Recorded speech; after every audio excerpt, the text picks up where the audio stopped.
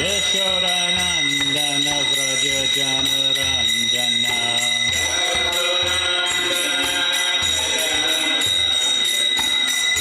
Yashodanandana Vraja Janaranjana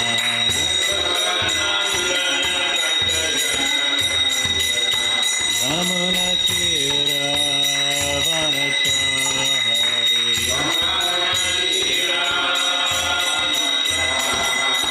Yamuna Tira Vanachari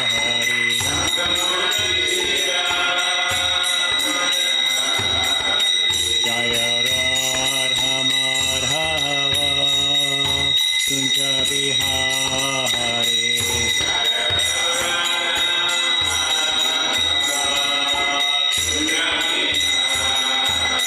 Jaya Radha Madhava Kunja Bihari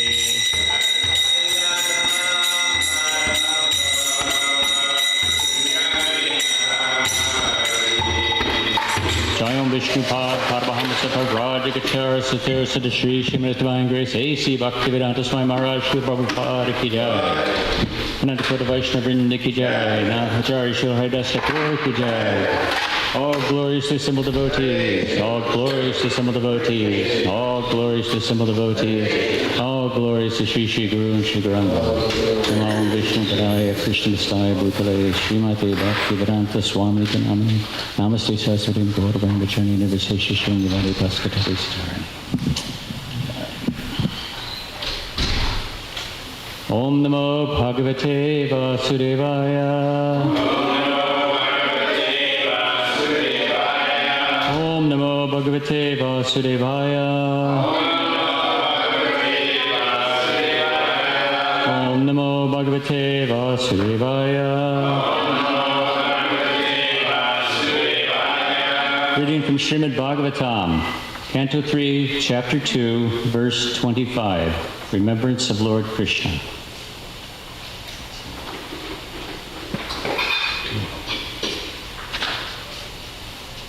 Vasudevasya Devakyam Jato Bojendra Bandhane Chikirshur Bhagavanasya Shamajena Vyachchita Vasudevasya Devakyam Jato Bojendra Bandhane Chikirshir Bhagavanasya Shamajena Vyachchita Vasudevasya Devakyam Jato Bojendra Bandhane Chikirshir Bhagavanasya Shamajena Vyachchita Vasudevasya Devakyam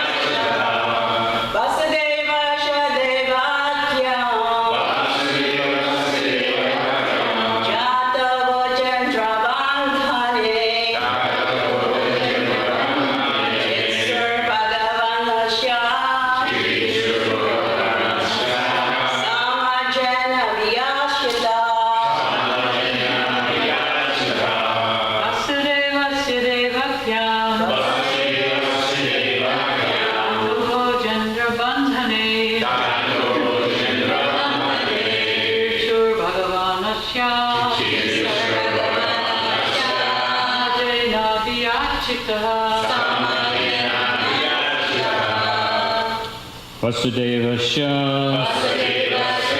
of the wife of Vasudeva, Devakyam, in the womb of Devaki, Jata, born of Boja Indra, of the king of the Bojas, Bandhane, in the prison house, Chikirshu, for doing, Bhagavan, the personality of Godhead, Asya, of the earth, Sham, welfare, Ajena, by Brahma, Abhiyachita, being prayed for. Translation purport by His Divine Grace, A.C. Bhaktivedanta Swami, Srila Prabhupada.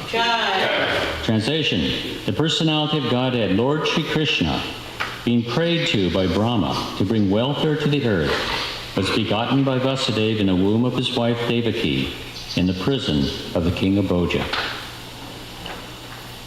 Purport. Although there is no difference between the Lord's pastimes of appearance and disappearance, the devotees of the Lord do not generally discuss the subject matter of his disappearance. Vidura inquired indirectly from Uddhava about the incident of the Lord's disappearance by asking him to relate Krishna Katha, or topics on the history of Lord Krishna. Thus Uddhava began the topics from the very beginning of his appearance, as the son of Vasudeva and Devaki in the prison of Kamsa, the king of the Bojas, at Mathura. The Lord has no business in this world, but when he is so requested by devotees like Brahma, he descends on the earth for the welfare of the entire universe. This is stated in Bhagavad Gita 4.8. Pritrinaya sadhunam vinashaya chadushkatam dharma samsapanartaya sambhavami yuge yuge. Hare Prabhupada. Om Jnanatam Randasya Gyananjana Salakaya Chaksurunitamena Tasmai Shri Gurave Namaha Panchakalpa Kripascha Kripa Sindhu Vyevacha Vatidano Pavanebhyo Vaishnavebhyo Namo Namaha. So we're switching gears a little bit from the last couple of verses. Uddhava has been generally glorifying Krishna throughout this chapter, and in the last verses, he's particularly showing Krishna's great mercy. Specifically, how he gave mercy to Putana, and how he gave mercy to actually all of the demons that he killed, how they all became liberated in different ways. That was discussed yesterday. Most of them gained impersonal liberation, but some of them, like Putana, gained a higher result. So in all these ways, Uddhava was thinking that Krishna is very, very wonderful in doing this. Now, because he's been asked by Vidura to talk about Krishna and his pastimes, he begins to systematically relate Krishna's pastimes. So the next several verses, we're going to get just like little snippets or little synopsises of different pastimes, beginning with his birth, which is today's. And so although Krishna has just disappeared, and obviously everyone's very affected by this, all the devotees, Vidura asks about it indirectly. And Prabhupada explains that the devotees do not really care to discuss the Moshalya Leela or Krishna's disappearance. And we can understand that it's not a very palatable topic. It doesn't give joy to the devotees particularly, even though we know that Krishna appears and disappears systematically in different universes, so it's like the rising and the setting of the sun. Still, it was a great loss to the devotees, and it was a very, very painful experience for them. And of course, at this moment, when Krishna disappeared, was also the advent of Kali Yuga, right? So, particularly inauspicious, Krishna's disappearance as far as the universe. So anyway, we're going back to the beginning, and Uddhava is describing the appearance or the birth of Lord Krishna. Now, Srila Prabhupada says in his purport that the Lord has no business in this world, but comes at Brahma's request. So Krishna is always spiritual. He never assumes a material body. He really has nothing to do with the material energy except indirectly through his agents. So he has no need or attraction for the material world. Why does he come here? All of his enjoyment is actually through the spiritual energy. Krishna's devotees' relationships are spiritual. And within the spiritual body, the devotee, they're relating and experiencing love and pastimes with Krishna in his always eternal spiritual body. But he does come to this material world for the benefit of the devotees. And here specifically we're talking about requested by the devotees, requested by Brahma to come to relieve the earth of its burden. In the Bhagavatam 10.239, this is still prayers by the demigods while he's in the womb of Devaki. They say, "O Supreme Lord, you are not an ordinary living entity appearing in this material world as a result of fruitive activities. Therefore, your appearance or birth in this world has no other cause than your pleasure potency. Similarly, the living entities who are part of you have no cause for miseries like birth, death, and old age, except when these living entities are conducted by your external energy." So they're also repeating this idea that it's only through his pleasure potency or his spiritual energy basically to give pleasure or to give happiness or relief for his devotees that he comes. So in this verse, there's a description of Krishna's appearance as contrasted with the living entities, who generally, it says the living entities are conducted by your external energy. So in most cases, the living entity is bound up by the laws of material nature, the external energy, the the prakriti of the Lord. Now, in the description, we see that Krishna is not bound by material laws of karma. He's free, he's independent.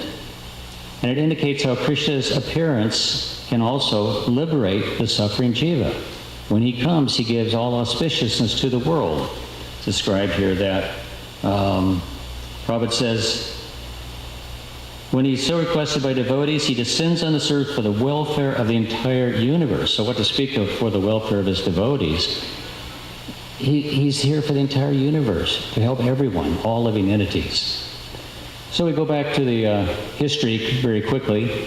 Obviously, the earth was overburdened by all of these demoniac kings. Bhumi, feeling this as Mother Earth, went to Lord Brahma and said, "Please help me, do something." And Lord Brahma and all the other demigods understood this, the burden for the entire universe, actually, because the demigods were also harassed by the demons at this time. And so they went to approach, they went to Svetadweep and approach Shirdaksha Vishnu. And so they asked him, "Please help us." And he says, "I will very soon be adventing on the earth."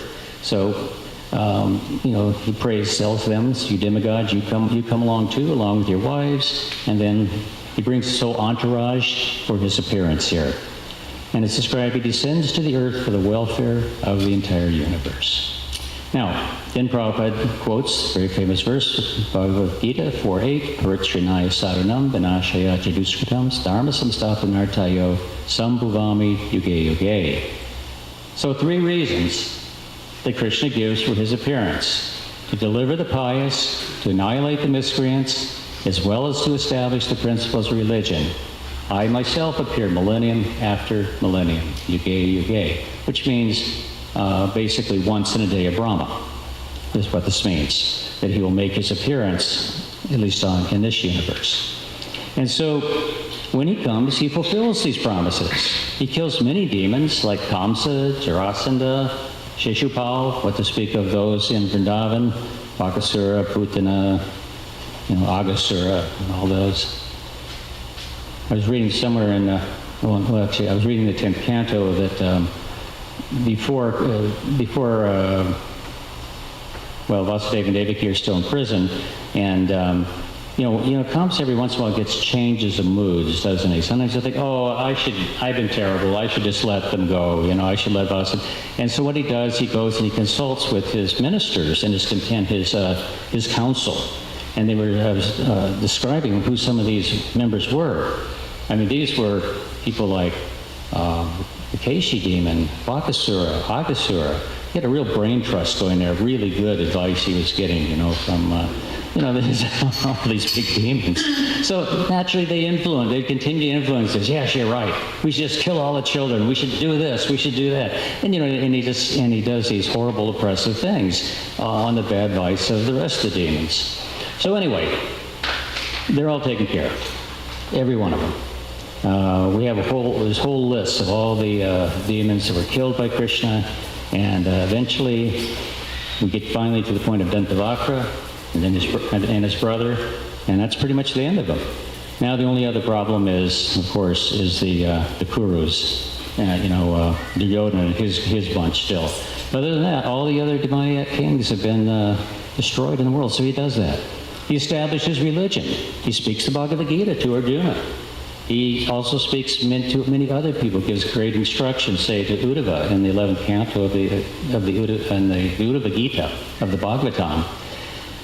But more than that, more than establishing religious principles, more than killing all the demons, establishing righteousness again in the world, he comes for his devotees. And that's described many places. Srila Prabhupada said it's not necessary for Krishna to come to kill the demons. Prabhupada says, as far as the atheists are concerned, this is a purport to 4.8, it is not necessary for the Supreme Lord to appear to destroy them, as he did with the demons, Ravana and Kamsa. The Lord has many agents who are quite competent to vanquish demons, but the Lord especially descends to appease his unalloyed devotees, who are always harassed by the demoniac.